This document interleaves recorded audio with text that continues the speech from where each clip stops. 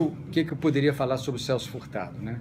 Quer dizer, ele tem uma história, né? É um nordestino, um paraibano, que veio para o Rio de Janeiro trabalhar, um cara estudioso, um cara, quer dizer, e começou para sobreviver, ele escrevia, tinha atividade em imprensa e fez curso. Eu acho que o primeiro ele fez em Direito, depois ele foi durante a Segunda Guerra Mundial, ele foi mandado para a Europa, né, para a FEB, eu não sei exatamente qual foi a contribuição, mas ele teve a oportunidade, então, de viajar depois da guerra, conheceu alguns pontos da Europa e alguma coisa de história, um cara muito envolvido com a história econômica, né? E depois ele fez um desenvolvimento dele na área de economia propriamente dito, e foi, em função dessa experiência, né, ele participou assim, do início de uma estrutura que foi formada na América Latina por uma liderança de um economista argentino chamado Raul Prebisch. Eu não me lembro de cabeça, não estou preparado para isso de cabeça, mas, se eu não me engano, foi assim, começou em 49, 50. O Raul Prebisch era um argentino que durante muito tempo ele foi o diretor, o presidente do Banco Central da Argentina, na época do Perón, nessa época da Segunda Guerra Mundial e tal.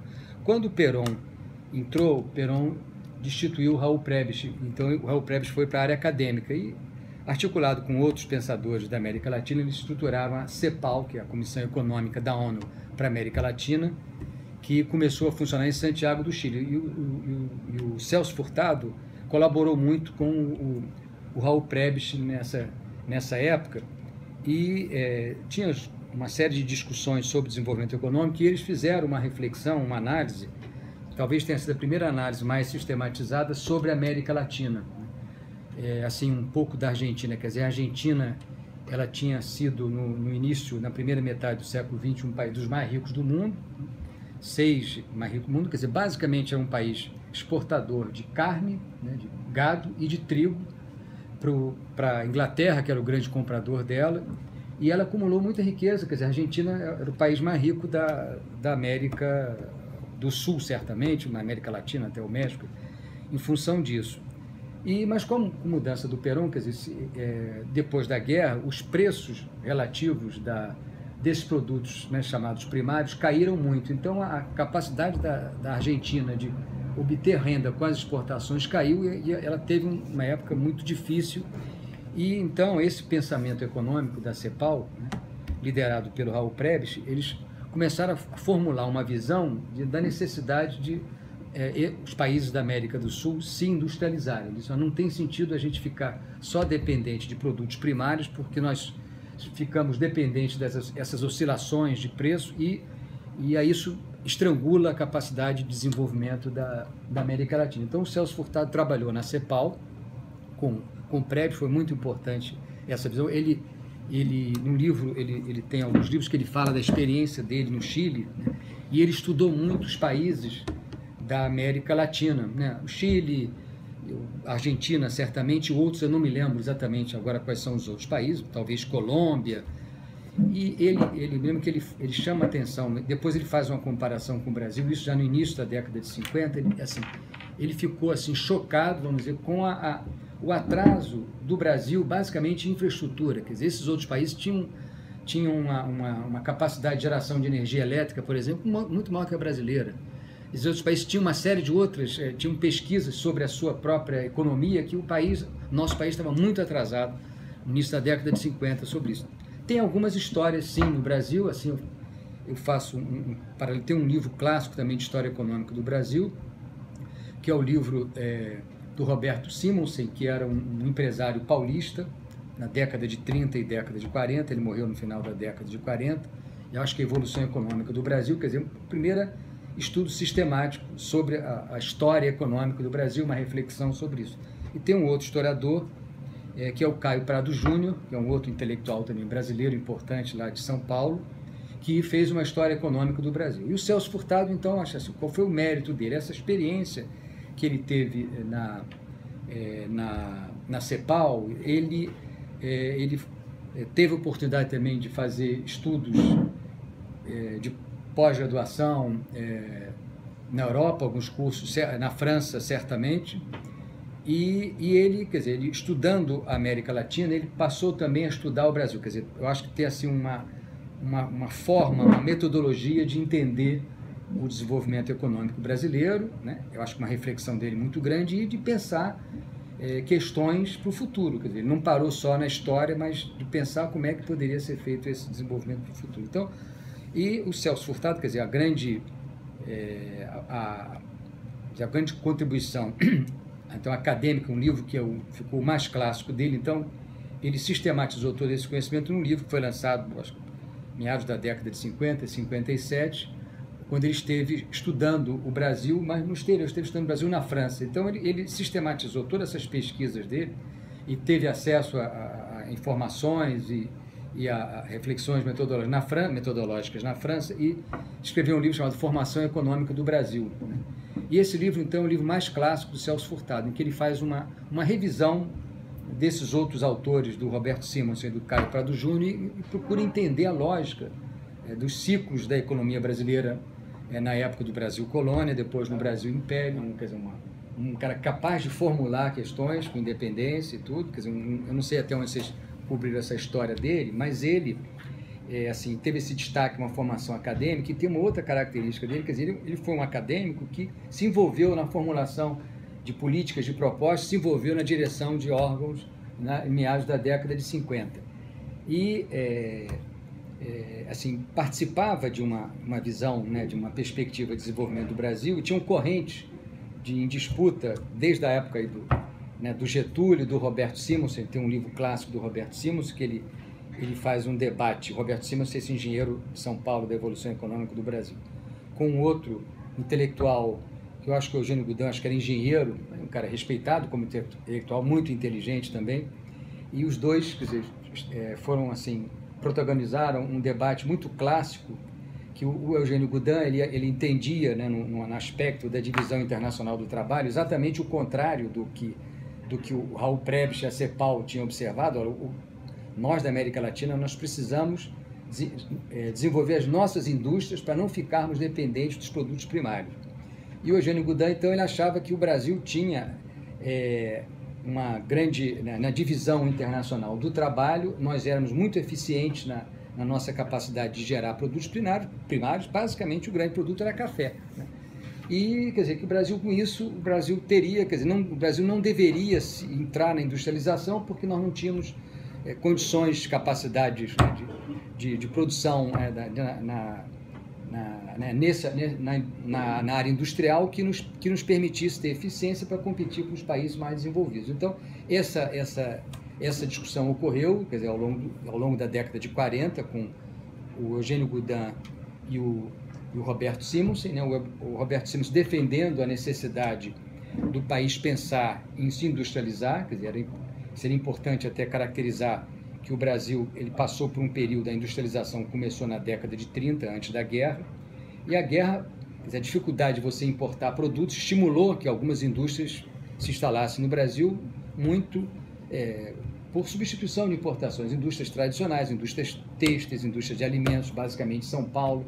Apareceram alguns empresários importantes, assim, o mais importante da época, o Matarazzo, que era o industrial paulista, foi o grande empresário industrial brasileiro, talvez até a década de 60, por aí. E esse debate, então, ocorreu. O Celso Furtado herdou esse debate, o Roberto Simonsen morreu, acho que foi em 48, ele herdou o debate na década de 50, e interessante, tem um livro dele que eu acho, assim, gostosíssimo de ler, e ele travava o debate, e ele faz um comentário, eu fui procurar o livro lá em casa, não encontrei, deve estar guardado em caixa. Ele faz assim, que era importante debater essa reflexão sobre as perspectivas e as possibilidades de desenvolvimento brasileiro.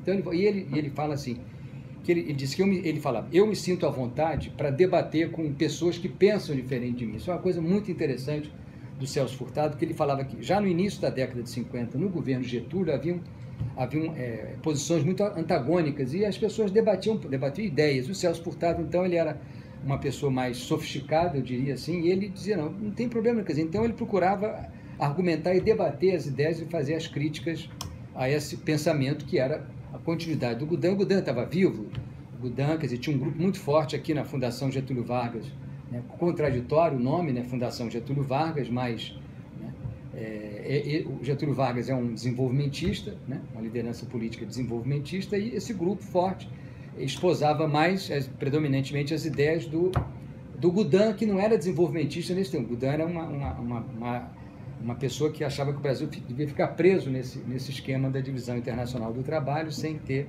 capacidade de competição com a indústria. Então, o Celso Furtado trabalhava isso e, quer dizer, fazia parte dos debates intelectuais, e no livro que ele escreveu, essa Formação Econômica do Brasil, ele, então, faz uma revisão dos ciclos, até interessante a gente ver isso, faz uma análise, ele avança nos ciclos do Brasil colônia, né, no ciclo, né, da riqueza da exportação do ouro de Minas Gerais, depois da cana-de-açúcar, e ele é interessante que ele trata assim, esses ciclos se esgotavam, quer dizer, em alguns momentos o ouro, a dificuldade talvez de produção de ouro se esgotou, e depois na cana-de-açúcar, quando os holandeses levaram, incorporaram a tecnologia da produção da cana-de-açúcar e do açúcar, e levaram do que já existia no Brasil, que era Pernambuco, onde eles estiveram, na Bahia, São Paulo e tudo, mas eles estiveram em Pernambuco, levaram para as Antilhas, quer dizer, o preço do açúcar caiu, né?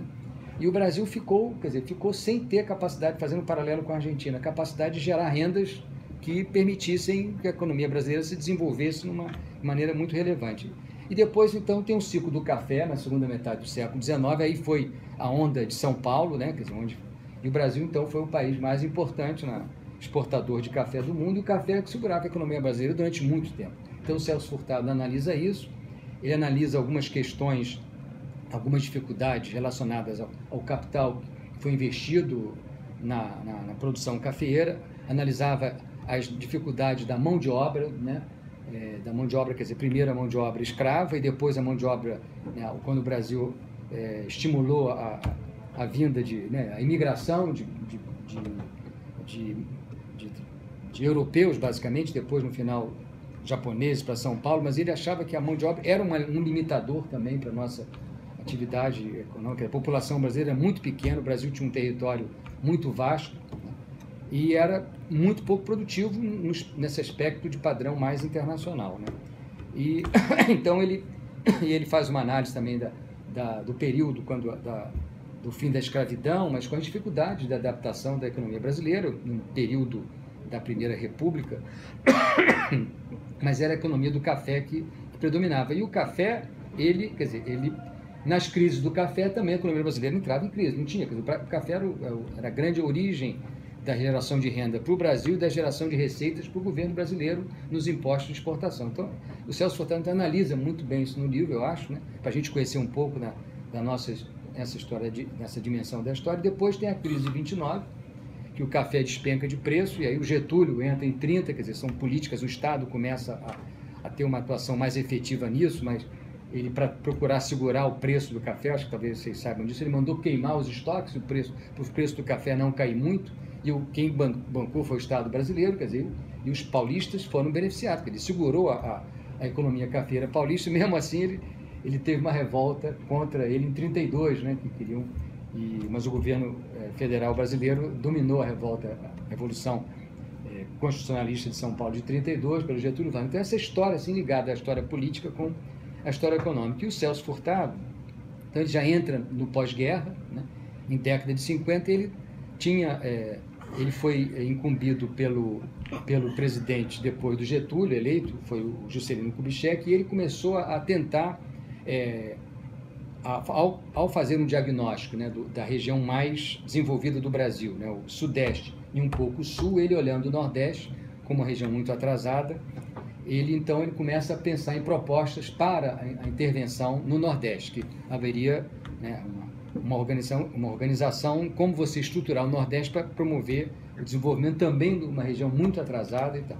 E ele, quer dizer, foi as propostas de plano dele, quer dizer, levaram à criação de um organismo que foi a Superintendência de Desenvolvimento do Nordeste, a SUDENE, né, pelo Juscelino, e ele foi o primeiro, depois foi o primeiro superintendente de atuação, procurando estimular, quer dizer, fazer estímulos a que houvesse investimento em atividades produtivas do Nordeste, fora da economia tradicional do Nordeste, que era uma pecuária não intensiva, um resto de cana-de-açúcar e algodão. É um algodão que era exportado, mas era um algodão, uma cultura muito atrasada na propriedade latifundiária do Nordeste. Quer dizer, era uma economia estagnada e então ele procurou incentivar, falando assim, a implantação de indústria no Nordeste. Ele foi durante um certo tempo diretor aqui no BNDES, muito por essa vocação dele, com orientação do Juscelino, de procurar fazer um plano para o Nordeste. Depois ele chegou a trabalhar no governo seguinte do Juscelino, Jânio e João Goulart. Ele foi ministro do Planejamento, depois ele foi superintendente da Sudene, estava trabalhando nisso, tinham algumas, vamos dizer, uns precursores do MST hoje em dia, quer dizer, tinha umas chamadas Ligas Camponesas no Nordeste, eram lideradas por um advogado chamado Francisco Julião. Então, numa época em que estava, quer dizer, o governo Jango foi deposto, os militares entraram. Quando os militares entraram, então eles destituíram o Celso Furtado, acho que prenderam o Celso Furtado, ele foi exilado, quer dizer, então foi em 64 ele se afastou, quer dizer, ele teve durante um certo tempo ele teve um cargo público na atuação concreta do desenvolvimento, e ele, em 64, então encerrou esse período. Ele foi lá, estava preocupado com a situação que o Brasil vivia, mas aí foi para o exterior, foi para a França e desenvolveu. Então ele tem uma produção intelectual em que ele fala também, aí ele teve mais tempo de escrever, fazendo uma análise das perspectivas de potenciais do Brasil, né, de ter desenvolvimento. Escreveu um livro que é o Mito do Desenvolvimento Econômico Brasileiro, também muito preocupado, quer dizer, ele atuou na coisa da diferenciação regional, do atraso regional. Depois ele se preocupou, fez uma análise que foi depois questionada, que era o limite, se você não promovesse a distribuição de renda, a economia brasileira não poder, ela esbarrava em limite para continuar se desenvolvendo. E essa tese dele depois foi superada por outros autores. A Maria da Conceição Tavares escreveu um livro, Além da Estagnação, quer dizer, ela fez um trabalho, acho que foi de livre docência para a UFRJ, e ela mostrou, olha, mesmo que haja concentração de renda, quer dizer, esse setor produtor de bens para alta renda, ele pode promover também, aí entra a coisa da indústria automobilística, que foi implantada no Brasil em meados de 50, foi trazida para cá na época do governo Juscelino Kubitschek. A Volkswagen foi a primeira montadora que instalou no Brasil, e outras depois vieram, Volkswagen, algumas outras alemães, que na época o carro, a DKV Wemag, francesas, vieram as americanas, a Ford veio para o Brasil, Ford, na verdade, acho que antes da Ford veio a Willys, que a Ford incorporou. Então, a Conceição fez uma análise, olha, o Brasil pode se desenvolver mesmo que tenha um produto, só uma pequena faixa da população que é capaz de adquirir esses produtos. Celso Furtado, então, quer dizer, de alguma maneira, ela questionou a visão que o Celso Furtado tinha, olha, vamos ficar com a economia estagnada, não podemos sair disso agora. E ela bateu muito forte também na questão da distribuição de renda, mas isso não impede que haja um crescimento socialmente desigual, socialmente injusto, mas que economicamente poderia haver. Então, quer dizer, o Celso Furtado foi uma pessoa que apresentou essas ideias e foi fazendo as revisões, um pensamento sempre voltado para a perspectiva de desenvolvimento do Brasil, quer dizer, um desenvolvimento que fosse um desenvolvimento inclusivo regionalmente, quer dizer, diminuir as desigualdades regionais do país, e socialmente inclusivo, quer dizer, essa é a visão dele, porque isso daria sustentabilidade. Se você tivesse uma concentração de renda muito forte, você não teria condições de manter esse processo durante um longo tempo. Então, assim, basicamente, o que eu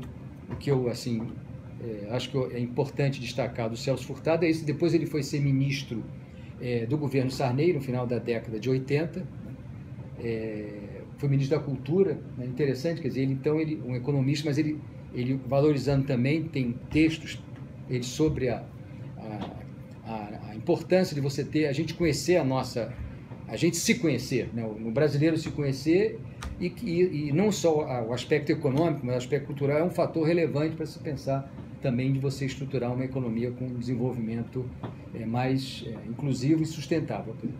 Basicamente é isso. Depois, então, esse filme, essas coisas que tem no YouTube, uma parte é interessante que a gente vê ele falando, né?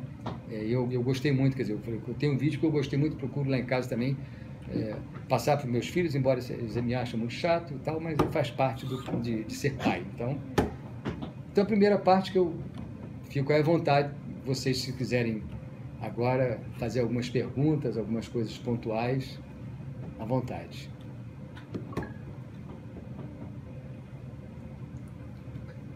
Obrigado, Zé. Perguntas provocativas. Não, provocativas. Fiz assim, foi o que eu fiz contigo. Sim, mas eu sabia que você também podia dar conta eventualmente. Podia ter te ajudado mais.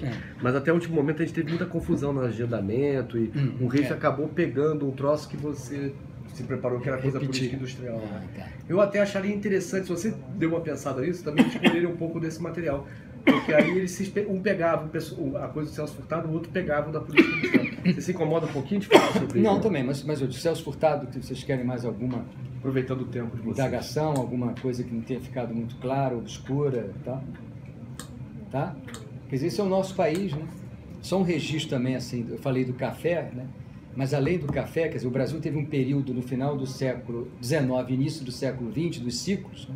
O café foi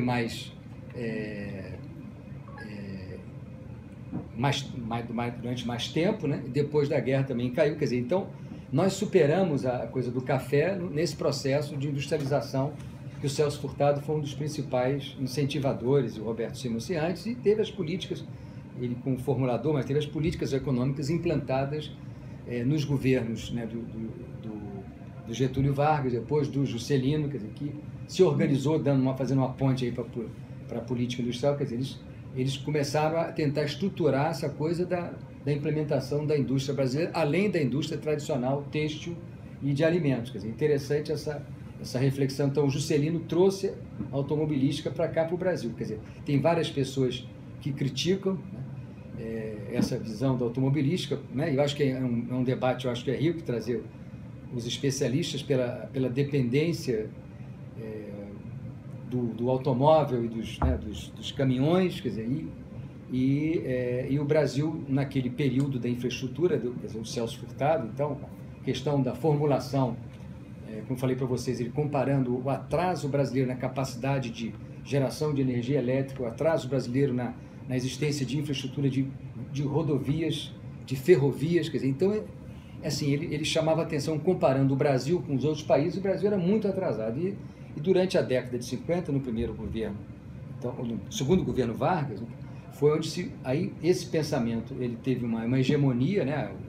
Que o Celso Furtado estava na CEPAL, mas com esse pensamento então permitiu que o país fosse investindo na industrialização, e esse banco foi criado com esse objetivo, né, de promover o desenvolvimento brasileiro, quer dizer, com uma visão forte de superar esses gargalos da infraestrutura e depois da área industrial. Então, quer dizer, interessante essas conexões daí. Mas eu queria comentar que no final do século XIX, início do século XX, a gente teve uma coisa regional na Amazônia, que foi o ciclo da borracha também, né? Então, a borracha, quer dizer, o Brasil era o maior produtor de borracha de qualidade, né? Porque, por conta da seringueira, que você podia obter borracha de outras espécies vegetais, outras árvores. Na África tinha uma produção importante no Congo, que era uma colônia da Bélgica, então, no início do século passado, mas a seringueira era que permitia uma borracha de maior qualidade, maior produtividade. O Brasil teve uma expansão muito grande no ciclo da borracha.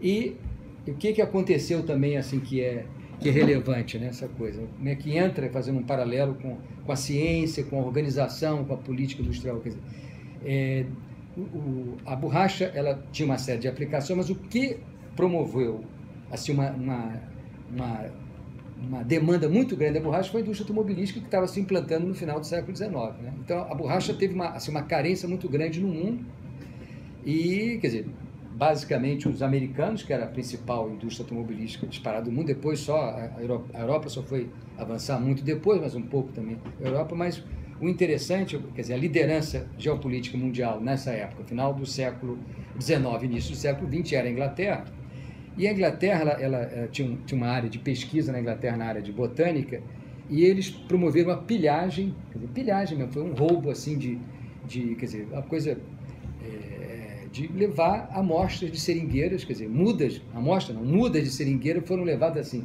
se eu não me engano, ordem de grandeza assim, 60 mil mudas, num navio lá na Amazônia, quer dizer, não havia registro nenhum no Brasil, que o cara simplesmente ia pegando as mudas de seringueira e adaptaram nas condições aqui e levaram para a Inglaterra. A Inglaterra tinha o Jardim Botânico Real, Royal Botanic Garden na Inglaterra, tinham pesquisadores botânicos e fizeram uma adaptação em Inglaterra, das seringueiras para outras regiões de clima tropical. Então os ingleses desenvolveram, quer dizer, a espécie de seringueira que pudesse se adaptar a várias colônias da Inglaterra. Então ela começou a plantar com sucesso seringueiras na Malásia, basicamente, no extremo oriente, lá no sudeste, né, da Ásia, e deu certo e começou, quer dizer, a fazer a plantação de seringueira em escala, quer dizer,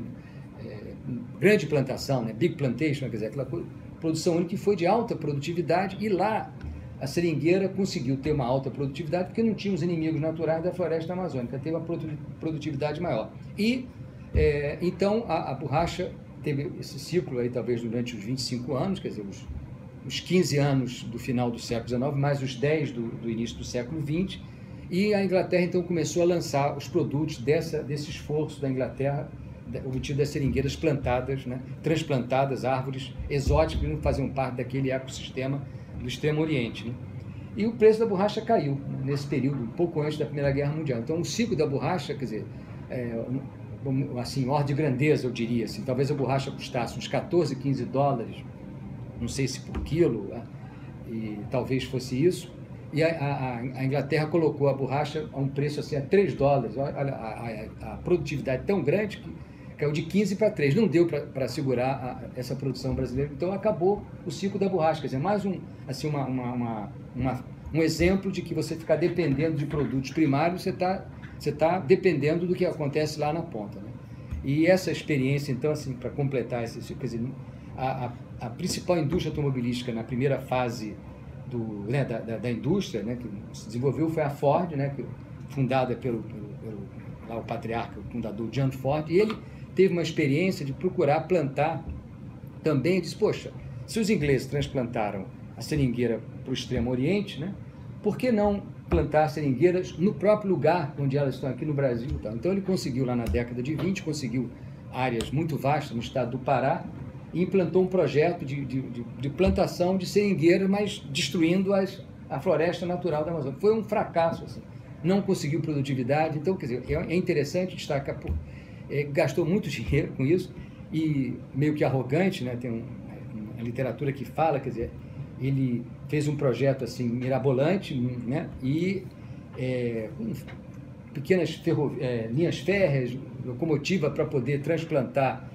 a produção na área de produção de seringueira até para portos, né, no Rio Amazonas, Tapajós, né, em um Pará, mas não deu certo, quer dizer, não teve produto, começou a investir em 1920, e na época da Guerra Mundial não deu certo a borracha, essa experiência do Ford, quer dizer, mas eu estou dizendo arrogância porque ele veio com esse material com 2 navios, eram talvez um dos principais empresários do mundo na época, o Ford, e veio com 2 navios, mas, quer dizer, ninguém foi estudar o ciclo isso está registrado no livro de pesquisa americano, e o ciclo da época de chuvas. Então chegaram os 2 navios, chegaram aqui lá, subiram o Rio Amazonas, tudo bem, quando foram subir o Tapajós para levar todo o material que era para implantar o projeto, estava na época de seca, então o navio teve que esperar uns 6 meses, você vê, o cara é o principal empresário do mundo, né? E ele não quer dizer, as pessoas não pesquisaram essa coisa elementar que é a questão do ciclo de águas, quer dizer, então o navio ficou assim, um exemplo da como é que ele não preparou, não investiu no conhecimento de botânica, no conhecimento específico e é só com as dificuldades que ele foi tendo, quer dizer, como é que é o ecossistema ali, quer dizer, é a borracha, a seringueira, mais outras plantas, mais insetos, para poder. E a seringueira continua, quer dizer, na Amazônia você não pode destruir a floresta porque o ecossistema não sustenta a produtividade. Então, são exemplos, acabou essa experiência do Ford também nessa possível continuidade do ciclo da borracha. Na Segunda Guerra Mundial, voltou a ter alguma produção, porque os japoneses invadiram a região produtora de borracha no Extremo Oriente, então voltou a valorizar a borracha brasileira, mas aí depois da guerra também a coisa acabou. Então, um pouco assim, falando isso, o Celso Furtado também aborda essas questões no livro dele. Quer dizer, é uma riqueza a gente conhecer mais do nosso país. Tá?